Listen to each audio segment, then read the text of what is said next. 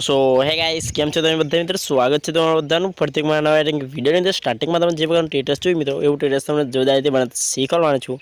તો મિત્રો વિડીયોને પૂરો જોવાનું ચાલશું જોઈએ સૌથી પહેલાં આપણે એડિટિંગ સ્ટાર્ટ કરજો ઓનલાઈન મોશન આપણે તમારે અહીંયાથી ઓપન કરવાનું છે સિમ્પલી